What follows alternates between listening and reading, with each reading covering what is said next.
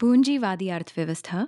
पूंजीवादी या उदारवादी अर्थव्यवस्था, कैपिटलिज्म और लिबरलिज्म। ये अर्थव्यवस्था पूंजी अथवा कैपिटल शब्द से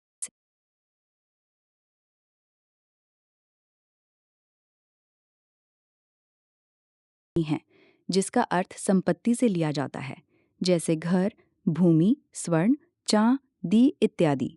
ये एक पूंजी या धन संकेंद्रित अर्थव्यवस्था है, जिसमें पूंजी के सृजन को अधिक महत्व दिया जाता है। ये व्यवस्था क्षमताओं के आधार पर अधिकतम लाभ के सिद्धांत को मान्यता प्रदान करता है। ये अर्थव्यवस्था बाजार की मांग तथा आपूर्ति कारकों पर निर्भर करती है तथा ये अहस्तक्षेप के सिद्धांत पर कार्य करती है। पूंजीवादियों तथा उदारवादियों का मानना है कि ये अर्थव्यवस्था मुक्त बाजार प्रणाली के अनुसार संचालित होनी चाहिए, क्योंकि बाजार स्वयं के हित में सर्वोत्तम निर्णय लेने में सक्षम है। पूंजी वो निवेश जो उत्पादन तथा पुनरुत्पादन में सहायक होता है, जैसे मशीनों से उत्पादों का निर्माण करना पूंजी सृजन का उपाय है। पूंजीवादी अर्थव्यवस्था की विशेषताएं: निजीकरण, अहस्तक्षेप, दरिस्न ग्रुप या लेसेज फेयर, अदृश्य हाथ, विकेंद्रीकरण, निजीकरण, OLES। पूंजीवादी अर्थव्यवस्था निजीकरण को सहयोग करती है। निजीकरण व्यवस्था में उत्पादन के साधनों पर स्वामित्व निजी क्षेत्र का होता है, जिसमें उद्योगों की स्थापना निजी क्षेत्र के द्वारा की जाती है, जैसे खान, खनन, भूमि आदि पर स्वामित्व निजी क्षेत्र का होता है। अहस्तक्षेप या लेसेज फेयर, ये एक फ्रांसीसी भाषा का शब्द है, जिसका निर्माण अकेला छोड़ दो, लीव अलोन से हुआ है, जिसके अनुसार बाजार अहस्तक्षेप के सिद्धांत पर कार्य करता है, अर्थात इसमें सरकार बाजार पर नियंत्रण नहीं रखती है।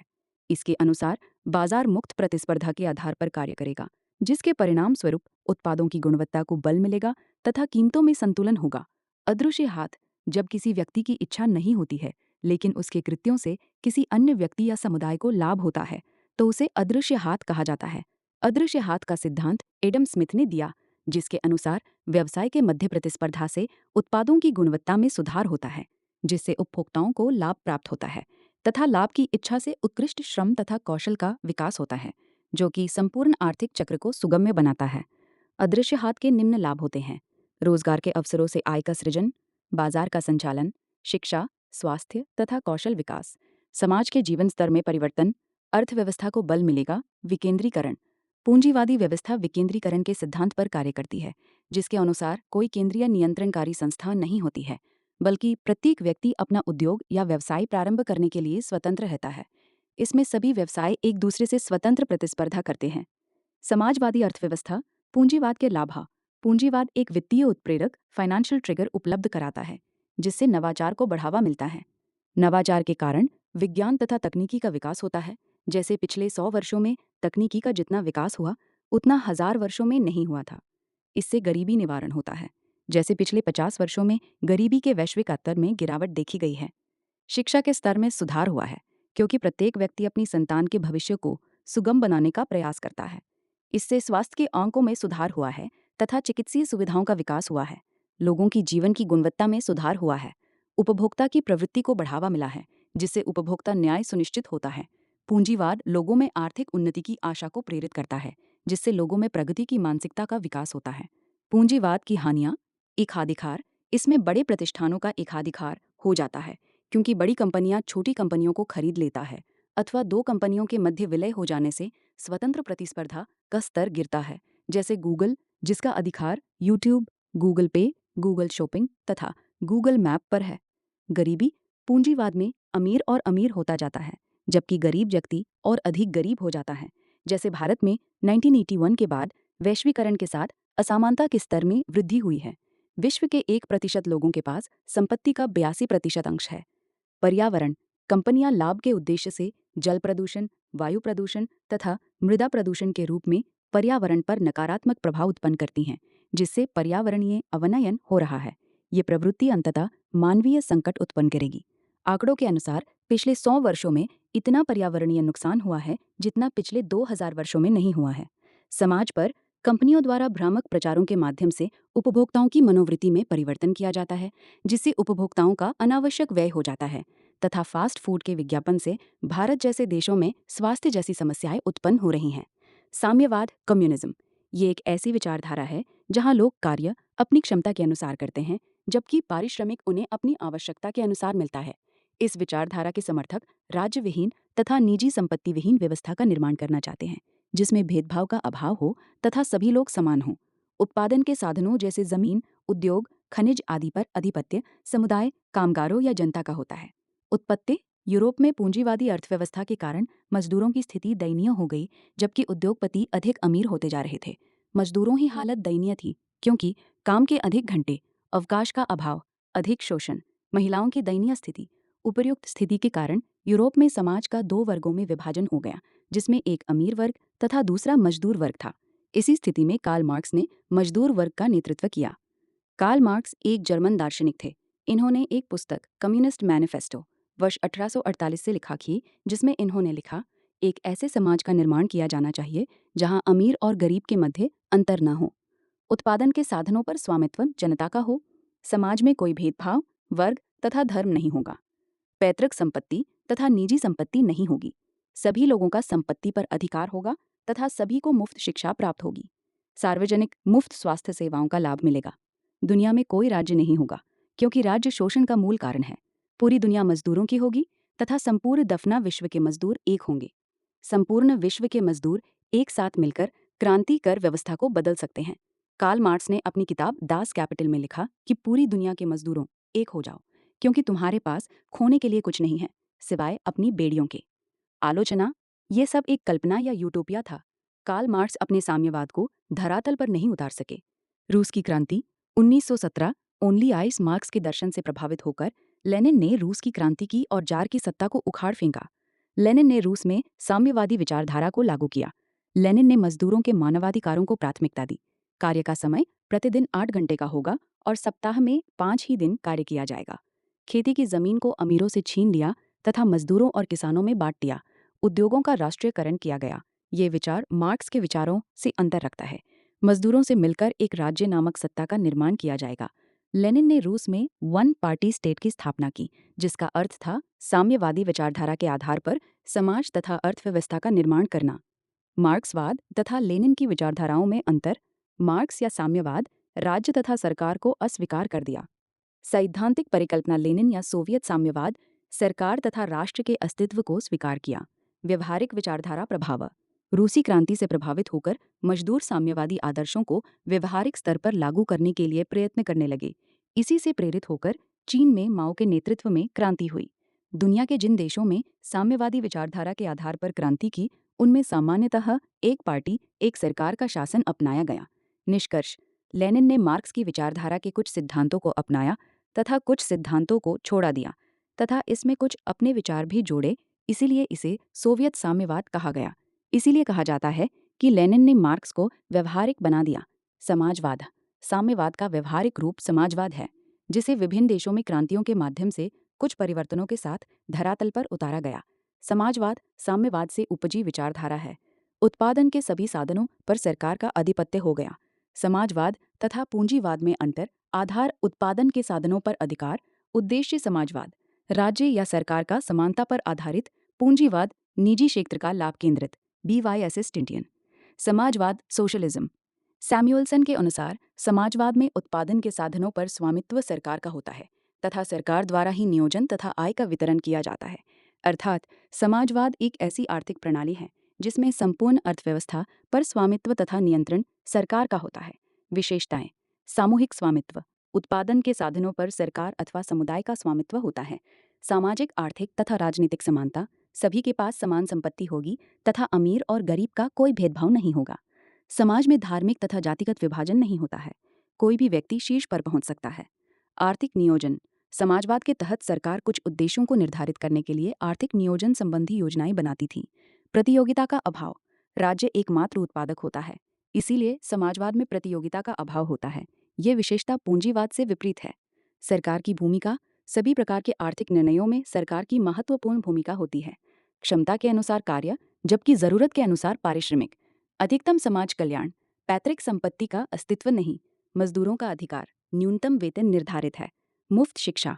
जीवन की बुनियादी आवश्यकताएं सभी को प्राप्त होती हैं। स्त्री पुरुष समानता। मानव की प्रतिष्ठा तथा सम्मान। नकारात्मक पक्ष। समाजवाद आर्थिक विचारधारा के रूप में अंततः विफल हो गया, क्योंकि इसकी विफलता का मूल कारण उसके मूल दर्शन में ही था, जिसके अनुसार व्यक्ति अपनी क्षमता के अनुसार कार्य करता है, जबकि उसे पारिश्रमिक आवश्यकता के अनुसार मिलता है। चूंकि सभी की क्षमताएं तथा आवश्यकताएं समान नहीं होती हैं, लोगों में काम के प्रति नीरसता के कारण नवाचार का अभाव हो गया। निवायस उद्यमिता के अभाव से यह प्रणाली धीरे धीरे खोखली होने लगी। परिणाम स्वरूप यह पूंजी अभाव था। साम्यवादी अर्थव्यवस्था के नाम पर सभी उद्योगों तथा संसाधनों का प्रबंधन करने लगी। परिणाम स्वरूप भ्रष्टाचार, सरकारी अधिकारी भोगविलास का जीवन जीते का स्तर बढ़ने लगा, जिसके कारण सरकारी अधिकारी भोगविलास का जीवन जीते थे, जबकि गरीब जनता को सिर्फ क्रांति के नारे तथा गीत मिले। वालन, इन कमियों के कारण समाजवाद का पतन हो गया। नवपूंजीवाद और नव उदारवाद। नव उदारवाद, न्यू लिबरलिज्म, पूंजीवादी विचारधारा का पुनरुत्थान नव पूंजीवाद या नव उदारवाद कहलाता है, क्योंकि समाजवाद के उत्थान से पूंजीवाद को अधिक चुनौती मिली। लेकिन 1990 के दशक में सोवियत संघ के विघटन से समाजवाद का पतन हो गया, जिसके पश्चात विश्व के अधिकांश राष्ट्रों में पूंजीवाद का वर्चस्व स्थापित हो गया। 20वीं शताब्दी के अंत में उदारवाद की पुनः वापसी को नव उदारवाद कहते हैं। नोट, विचार की कोई भी धारा जब गिरावट के पश्चात पुनः अटना है तो उसके आगे नव लगा दिया जाता है। जैसे 1990 के दशक में पूंजीवाद या उदारवाद की पुनर्वापसी को नव उदारवाद या नव पूंजीवाद कहा गया।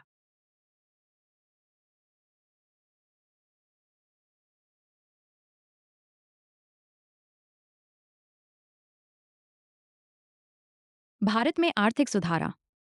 1991 के बाद के आर्थिक सुधार अधिकांशतः नव उदारवाद के आसपास केंद्रित है।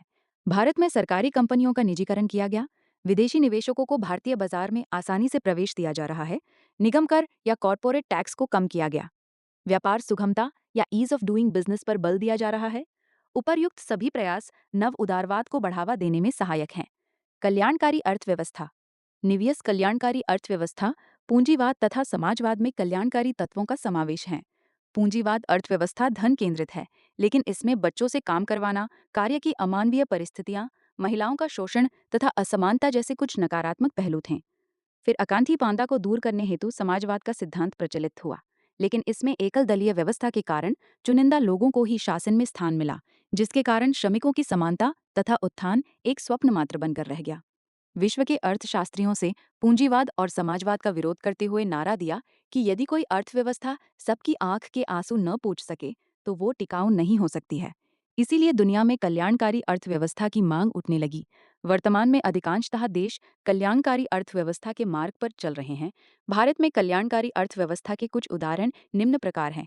प्रधानमंत्री आवास योजना, राष्ट्रीय खाद्य सुरक्षा अधिनियम 2013, जन धन आधार योजना, आयुष्मान योजना, गरीबों को स्वास्थ्य बीमा, वित्तीय समावेशन तथा सामाजिक समावेशन, शिक्षा विकास तथा कौशल विकास, मध्याह्न भोजन योजना, मिश्रित अर्थव्यवस्था या नेहरूवादी समाजवाद। पूंजीवाद तथा समाजवाद की विशेषताओं का मिश्रित स्वरूप मिश्रित अर्थव्यवस्था कहलाती है। नेहरूवादी समाजवाद। समाजवाद में नेहरू के विचारों का समावेश नेहरूवादी समाजवाद कहलाता है। कारण, नेहरू सोवियत रूस के समाजवादी मॉडल से अधिक प्रभावित थे, क्योंकि समाजवाद तीव्र विकास पर आधारित था। ये कल्याणकारी राज्य तथा समानता की अवधारणा को साकार करता है। भारतीय स्वतंत्रता के समय भारत में निजी क्षेत्र आर्थिक रूप से अधिक संपन्न नहीं था। भारतीय स्वतंत्रता के समय विश्व में अर्थव्यवस्था के दो मॉडल थे, जो कि पूंजीवाद तथा समाजवाद के रूप में जाने जाते हैं। भारतीय जन नेताओं ने अपने देश की आवश्यकताओं के अनुसार मिश्रित स्वरूप को अपनाया था। जैसे समाजवाद समानता की अवधारणा के पर आधारित था, लेकिन इसमें निजी क्षेत्र का कोई स्थान नहीं था। साथ ही यहाँ पूर्ण लोकतंत्र का अभाव था, जबकि पूंजीवाद में पूर्ण लोकतंत्र तथा निजी क्षेत्र को वरीयता प्रदान की गई थी, लेकिन इनमें हस्तक्षेप के कारण असमानता अधिक थी। उपयुक्त दोनों विचारधाराओं की विशेषताओं के माध्यम से भारत ने समाजवाद की समानता, सरकारी उद्योग, जबकि पूंजीवाद से निजी क्षेत्र की भूमिका तथा पूर्ण लोकतंत्र को अपनाया। मिश्रित अर्थव्यवस्था की प्रमुख विशेषताएं। बड़े उद्योगों की स्थापना सरकार द्वारा की जाएगी। अवसंरचनात्मक विकास सरकार द्वारा किया जाएगा। ओनली एएस सूक्ष्म तथा मध्यम उद्योगों पर अधिकार निजी क्षेत्र का होगा। समानता पर आधारित समाज का निर्माण करने पर बल दिया जाएगा। पूर्ण लोकतंत्र का विकास किया जाएगा। बाई फिजिक्स वल्ला। गांधीवादी अर्थव्यवस्था। गांधी के आर्थिक विचारों के संकलन को गांधीवादी अर्थव्यवस्था कहा जाता है। गांधी पर समाजवाद, टॉल्स्टॉय तथा रस्किन के सिद्धांत का अधिक प्रभाव था। गांधी के अनुसार अर्थव्यवस्था का मूल उद्देश्य रोजगार का विकास करना था।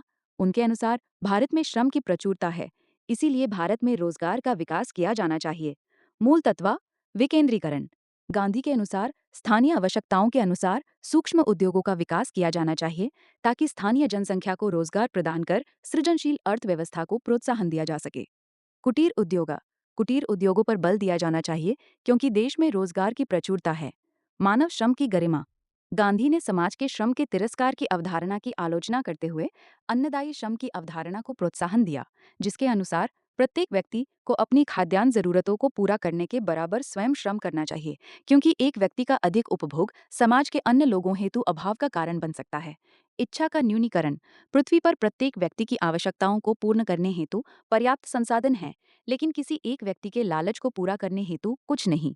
न्यासिता या ट्रस्टीशिप का सिद्धांत।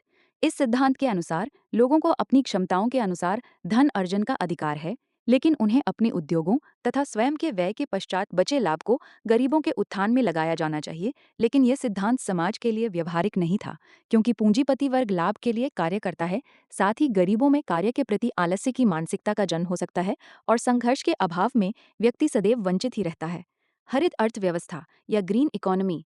आर्थिक विकास की अविवेकपूर्ण गति ने पर्यावरणीय अवनयन को बढ़ावा दिया है, जिससे पर्यावरणीय समस्याएं, जलवायु परिवर्तन तथा स्वास्थ्य संबंधी अनेक समस्याएं उत्पन्न होने लगी, जिससे विकास असतत या अस्थायी हो गया। प्राकृतिक संसाधनों का क्षरण हुआ है, जिसके प्रकृति की उत्पादकता कम हुई है। पर्यावरण के साथ विकास के संचालन हेतु हरित अर्थव्यवस्था की अवधारणा का विकास किया गया, जो कि अधिक टिकाऊ है। विकास के कुछ नकारात्मक पक्ष: हरित क्रांति, भूमि अवनयन, भूजल अपक्षय, मृदा अपरदन, वन न्यूनीकरण, वैश्विक तापमान में वृद्धि।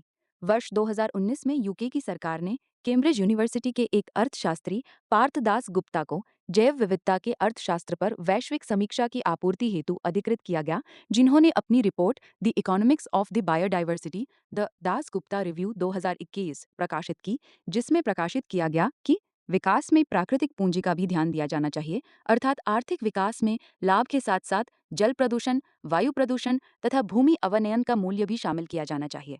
1992 से 2014 के मध्य निर्मित वस्तुओं तथा सेवाओं का प्रति व्यक्ति 2 गुना उत्पादन हो गया है।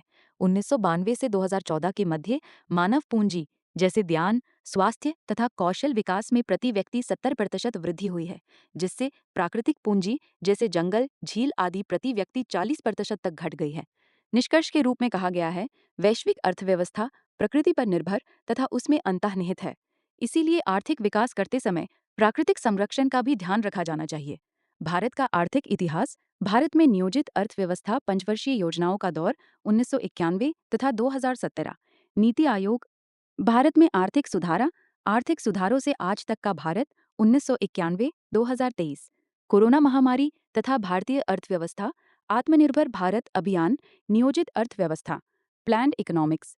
अर्थव्यवस्था का वो स्वरूप जिसमें उत्पादन तथा व्यापार पर राज्य का पूर्णतः या आंशिक नियंत्रण और स्वामित्व होता है। राज्य के विकास की जिम्मेदारी स्वयं राज्य की होती है। राज्य केंद्रीयकृत तरीके से अर्थव्यवस्था का प्रबंधन करता है। यह एक कमांड आधारित अर्थव्यवस्था है जो केंद्र सरकार के आदेश पर कार्य करती है। भारत ने आज़ादी के समय समाजवाद तथा पूंजीवाद के मिश्रित स्वरूप को समाजवाद की ओर अधिक झुकाव के साथ स्वीकार किया। नीति निर्माताओं ने भारत के आर्थिक विकास को सुनिश्चित करने हेतु पंचवर्षीय योजनाओं को आधार बनाया, जिसे योजनाबद्ध आर्थिक विकास या प्लान्ड इकोनॉमी का नाम दिया गया। 19 वर्ष 1991 से भारत में पंचवर्षीय योजनाओं के माध्यम से नियोजित आर्थिक विकास को प्रोत्साहन दिया गया। भारत के आर्थिक विकास हेतु प्रारूप। 1. सर मोक्षगुंडम विश्वेश्वरैया 1860-1962। ये एक इंजीनियर थे जिन्होंने कृष्णा राजा महागांधी सची गसागर बांध की रूपरेखा निर्मित की तथा भद्रावती आयरन वर्क्स की स्थापना में सहायता की। इन्होंने जापान के औद्योगिक विकास का अध्ययन किया तथा फ्रैंकलिन डी रूजवेल्ट द्वारा अमेरिकी महामंदी की समाधान रणनीति का अध्ययन किया। इसके पश्चात उन्होंने सोवियत संघ की अर्थव्यवस्था का अध्ययन किया तथा भारत के विकास हेतु एक प्रारूप दिया, जिसे प्लान्ड इकोनॉमी फॉर इंडिया नामक पुस्तक में 10 वर्षीय योजनाओं के निर्माण का सुझाव दिया। इनका मानना था कि विकास की पहल सरकार के द्वारा की जानी चाहिए, नियोजन हेतु एक निकाय की स्थापना की जानी चाहिए तथा भारतीय विकास के आंकड़ों को वार्षिक आधार पर प्रकाशित किया जाना चाहिए। उनका मानना था कि इस मॉडल के माध्यम से भारत की आय 10 वर्ष में लगभग 2 गुनी हो जाएगी। इनके प्रयासों के राष्ट्रीय योजना समिति का गठन वर्ष 1948 में किया गया, जिसकी स्थापना भारतीय राष्ट्रीय कांग्रेस द्वारा की गई थी तथा जवाहरलाल नेहरू को इस समिति का अध्यक्ष बनाया गया था। इस समिति के गठन का मुख्य उद्देश्य भारत में गरीबी के निराकरण हेतु सुझाव देना था, ताकि भारत का आर्थिक विकास हो सके। इस समिति के अनेक सुझाव निम्न प्रकार हैं। राज्य अपने स्वामित्व में बड़े आकार के उद्योगों की स्थापना करे। भारत में भूमि सुधारों के माध्यम से जमींदारों की पुनर्वितरण किसानों में करे। 2. बम्बे योजना, बॉम्बे प्लान। वर्ष 1954 में पुरुषोत्तम दास ठाकुर, JRD टाटा, GD बिड़ला तथा अन्य व्यवसायियों एवं उद्योगपतियों के नेतृत्व में एक योजना का प्रारूप बम्बई में प्रस्तुत किया गया। इन्होंने ब्रिटिश सरकार को सुझाव दिया कि भारत के आर्थिक विकास हेतु वस्त्र तथा उपभोक्ता उद्योगों का विकास किया जाना चाहिए। राज्य को अवसंरचना तथा बुनियादी उद्योगों जैसे इस्पात उद्योग आदि का विकास करना चाहिए। राज्य ऐसी नीतियों का अनुसरण करे जिससे विदेशी उद्योगों की प्रतिस्पर्धा से देशी उद्योगों का संरक्षण हो सके, अर्थात भारत संरक्षणवादी अनुसरण करे। इस नीति का मानना था कि राज्य के हस्तक्षेप के बिना भारत का विकास संभव नहीं है, अर्थात अर्थव्यवस्था के विकास में सरकार की भूमिका अनिवार्य है। 3. People's plan. वर्ष 1940 में दौर में MN राय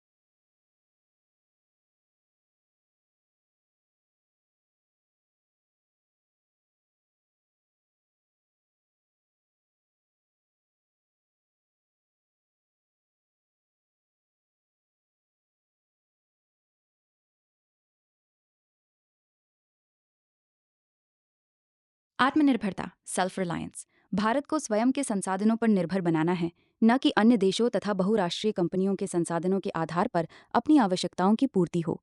आत्मनिर्भरता के माध्यम से देश आर्थिक रूप से सशक्त होता है, क्योंकि इससे किसी भी देश के आयात हतोत्साहित होते हैं। आत्मनिर्भरता के माध्यम से देश अपनी आवश्यकताओं की वस्तुओं तथा सेवाओं का विकास स्वदेश में ही करता है।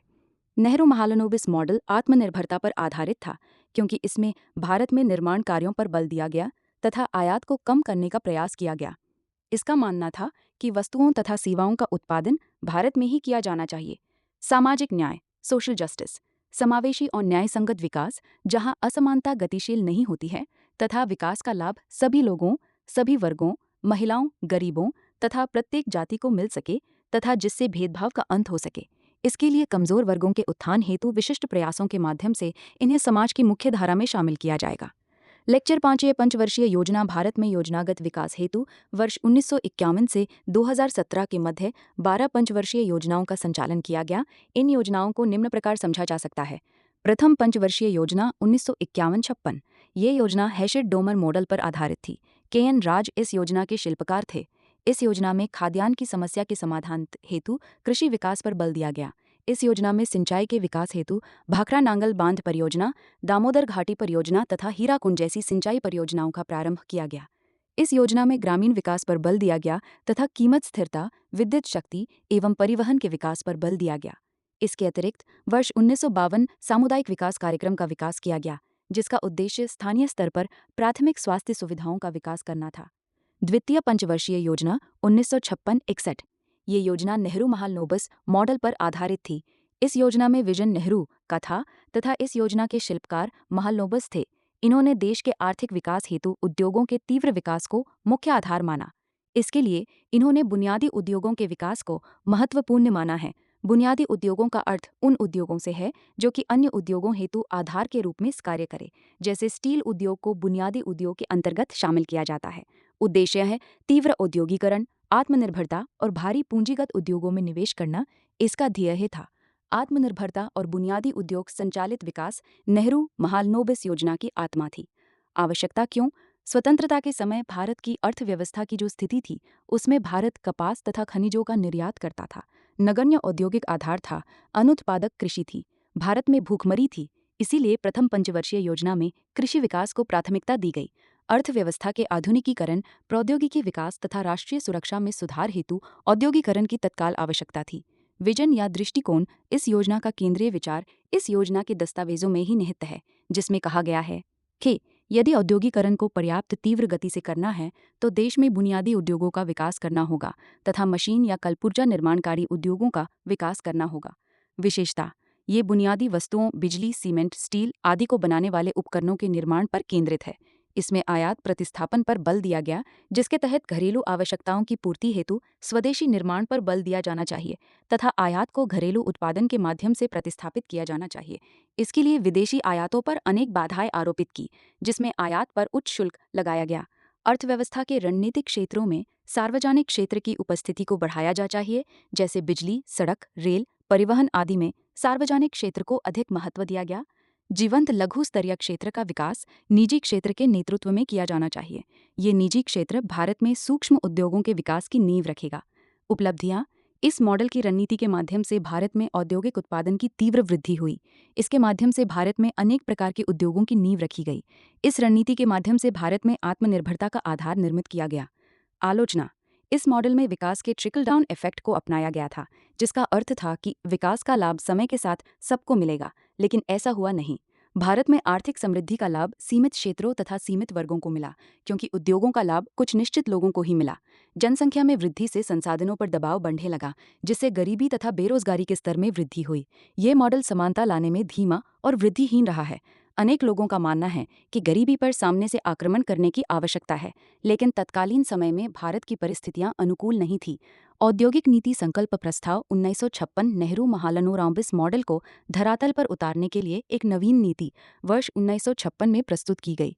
इसमें उद्योगों को 3 श्रेणियों में वर्गीकृत किया गया। अनुसूची ए: इन उद्योगों की स्थापना केंद्र सरकार द्वारा की जाती है। इनमें 17 प्रकार के उद्योग शामिल थे। अनुसूची बी: इसमें 12 प्रकार के उद्योगों को शामिल किया गया। इनकी स्थापना सरकार और निजी क्षेत्र दोनों कर सकते हैं, लेकिन सरकार मुख्य नेतृत्वकर्ता की भूमिका में शामिल थी। अनुसूची 8: इसमें लघु उद्योगों को शामिल किया गया, जो कि अनुसूची ए तथा बी में शामिल नहीं थे। इन उद्योगों को निजी क्षेत्र के लिए खोल दिया गया, लेकिन उद्योगों की स्थापना हेतु सरकार की अनुमति को अनिवार्य माना गया। इस औद्योगिक नीति को भारत का आर्थिक संविधान तथा राज्य पूंजीवाद की संज्ञा दी गई, क्योंकि इसमें आर्थिक विकास का उत्तरदायित्व स्वयं राज्य का है। इसके माध्यम से देश के पिछड़े क्षेत्रों में औद्योगिकरण को प्राथमिकता प्रदान की गई। इस नीति में अखिल भारतीय संस्थानों IIT की स्थापना पर बल दिया गया तथा विश्वविद्यालयों के विकास को प्रोत्साहन दिया गया। तीसरी पंचवर्षीय योजना 1961-66। इस योजना का मुख्य उद्देश्य कृषि तथा उद्योग के मध्य संतुलन की स्थापना करना है। इसमें आत्मनिर्भर भारतीय अर्थव्यवस्था के विकास पर बल दिया गया। तीसरी पंचवर्षीय योजना की विफलता के कारण 1962 में चीन के साथ युद्ध के कारण भारतीय अर्थव्यवस्था को बड़ा झटका लगा। 1965 में भारत पाकिस्तान युद्ध, पूर्वी तथा पश्चिमी भारत में बाढ़ की भयावहता, मुद्रास्फीति का बढ़ता स्तर, विदेशी मुद्रा का संकट, नेहरू तथा लाल बहादुर शास्त्री की असमय मृत्यु, भारत में राजनीतिक अस्थिरता। उपर्युक्त कारकों के कारण भारत में तीसरी पंचवर्षीय योजना सफल नहीं हो सकी।